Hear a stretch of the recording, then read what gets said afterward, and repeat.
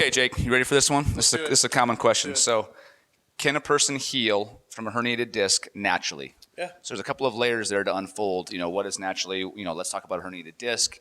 We'll get to the answer of can they heal, and then the other question, is it even possible? So let's first off, I want to introduce myself. For those that don't know me, my name is Chris, physical therapist, EHS Physical Therapy and Chiropractic. I also have a Herniated to Healthy Disc program. So we help you heal. So we actually answer this question. Yeah. We help you heal your herniated disc and then get you back to fitness, confidence in the way your body moves, strength, all the things that you want to be able to do. And right now you can't because you're frustrated with this herniated disc pain. So first talk about, what is a herniated disc, and let's talk about how we're going to heal that naturally. Cool. We'll show a quick picture here. Boom. Okay, bring it on. So I'll kind of show you here. Can you see that on the camera, Brennan? This is what a herniated disc is. So you can see the outer layer here in the string. That's like the outside wall that contains the jelly water-like substance in the middle, which is what I can bulge out here. So that's what a disc herniation would look like, is you essentially get that bulge of that tissue, or you can even get some of that inside water gel-like material that presses out and impinges upon that nerve root, and that's when you can get things like sciatica or numbness and tingling down the arm. Mm-hmm. So essentially, it can happen at any spot in the spine. Yeah, it's most common in the lower cervical spine, yep. C5, C6, C7 down the arm, and that's most common in the lower back, L4, L5, S1 down the leg. So, yep. So essentially what we get is that outer wall tears a little bit, and we get some of that inner material protruding out, and that's what produces pain. It's what produces that numbness and tingling, everything like that. But essentially, people are always worried, like, can this heal? Can you do anything about it? They think a herniated disc just sets you up for like a lifetime of misery and pain. And that's a really common misconception that we should dispel here. So yeah, you can 100% heal naturally, just like anything. If you cut your arm, right, eventually it's going to heal. If you break your arm, eventually it's going to heal. It just takes time. Just like anything else in the body, a herniated disc can heal. So let's talk about like the tissues that surround that, right? Yeah. So you have bone tissue in the vertebral bodies, and then Jake was talking about this outside. That's called the annulus. There's different kind of a layer, these laminas that all put together, almost like a belted radial on a tire. Yeah. There's cross fibered and this thickness that goes out, and that's what helps hold the nucleus in.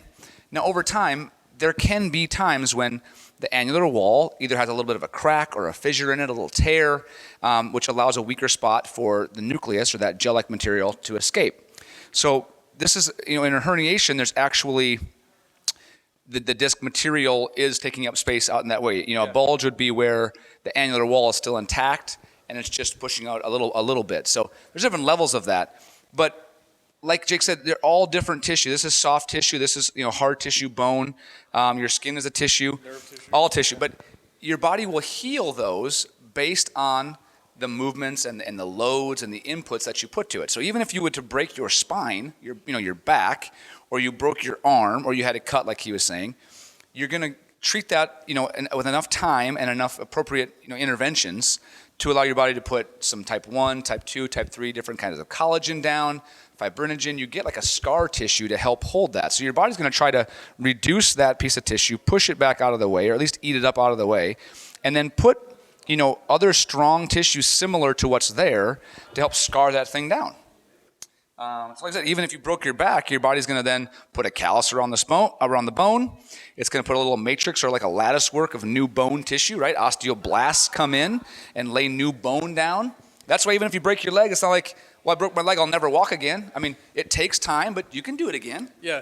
Give us a time frame. Yeah, so like disc herniations itself, if you do absolutely nothing, it'll probably take like 6 to 12 months. If you get help, it can probably be done a lot quicker. But Chris made a really good point here. He said that tissues heal based on the loads and stresses you place on them. So if you do nothing and let that piece of scar tissue come in, right, it's not going to be as strong as if you like stress it. So if you continue to move, you continue to work out, you continue to lift and really place some loads on that tissue, it'll heal stronger. The appropriate than loads. If you were to, appropriate loads. It will heal stronger, and you'll have a much better healing than you would if you didn't do those stuff. So you have to move eventually. And a reduced risk of re-injury. Yeah, so the biggest predictor of future disc herniations is having a previous one. So when you've had that happen, all of a sudden the fear sets in, right? I'm going to have this forever. You go down the rabbit holes, you read all the different things online, you see all the different people that you've talked to, horror stories. You get all the advanced imaging tests that say, okay, you have all these things wrong with you, and then that fear then precipitates the fact, well, I'm not going to move. I'm so scared I'll never bend again. I'll never walk or do any of these things. When in reality, knowing what to do, getting the correct guidance, getting the correct coaching, you should be able to get back to those things. You just have to make sure you're on the right path. Yeah. Knowing what's truly better and worse, helping to make sure that this tissue stays reduced and starts to scar down. But yeah, without loading that appropriately, you also run the risk of having a scar tissue build up and then irritating the nerve root, and that's a whole different problem. But yeah, I mean, if I broke my arm, if Jake broke his arm and they put him in a cast for 6 weeks, so for the next 6 to 8 weeks, he's not moving his arm because we know that we have to let that bone heal. We have to allow time for the body to lay new bone tissue down to heal. Even if it was a terrible break, even if you had bone completely broken, coming through the skin, compound fracture, okay, they would set it, they'd pin it, they'd stitch up any kind of tears in the skin, and you'd be probably we're talking now more like probably 3 to 4 months of you doing nothing. Now afterwards, would his arm be smaller? Yeah. Yes. Would he never move his arm again? Yeah. Would it be stuck? So he was stuck like this for like this, cast to here all the way down. So after he's out, it's going to be stiff. He's not going to be able to bend it. It's not going to be able to straighten it. But does it start to loosen up as he uses it and starts moving it and pushing and pulling and lifting? Yeah, yes. It comes back, but it might take 6, 8, 12 months for that to happen. It just takes some time and some specific effort. Now the difference is you can't cast the lower back. We can't put you in a full body cast, so you can't move. So that's people running into a little bit of trouble. They don't know what movements to do, the correct postures, positions, loads, all those kind of things where they can have this for years and years and never get it reduced or resolved. That's the biggest thing that I think we see. Yeah, and like over 95% of the time, you don't need surgery for this. Yeah. So everyone always thinks you need to go in right surgery. Oh, I'm screwed. I'm done for. No, PT, chiropractic, exercise, massage, all these things can help you without having to get cut on with a knife. So yeah, find someone that you can work with in your area, that you can explore the different movements, kind of judge what's making you better, what's making you worse, and make a plan for you to make you not only reduce pain in the short term, but then build you strong in the long term as this heals down and scars down. Yeah, you have to get back to that movement. Yeah. You will start feeling better just with time because your body naturally wants to remove it. It recognizes that there's a foreign piece of tissue that's taking up space it's not supposed to be in.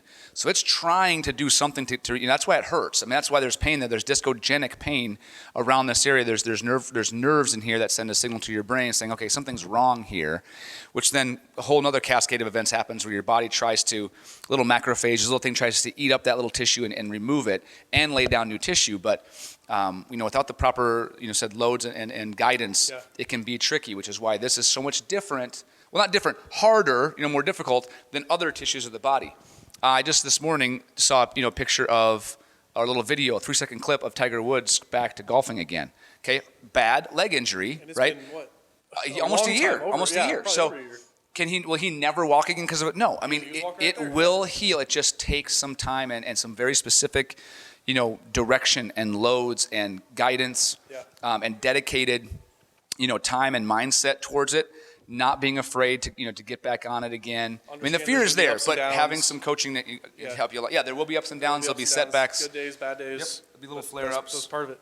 So, I mean, bottom line, is it possible? Yes, it's possible. Is it possible to heal naturally? Now, naturally, again, is a whole other word. Like, what does naturally mean? Yeah, surgery would be naturally. It's not like you're doing something, outside the. I mean, it's possible. They just take a little piece of tissue there. So, I mean, are you talking naturally, like, with pain medication, without pain medication, with, changing your diet, anti-inflammatory type things. I think naturally people typically think of conservative care. So no drugs, no surgery. So yes, it is. We see it all the time. Yep.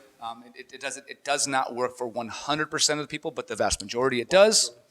If there were some red flags, which we're not going to get into in this video, we can hit that on another one. Could be things like that. But otherwise, it actually is possible, and it's just need the right people to help you along. Yeah. What else? So you got it. You're gonna live. Okay.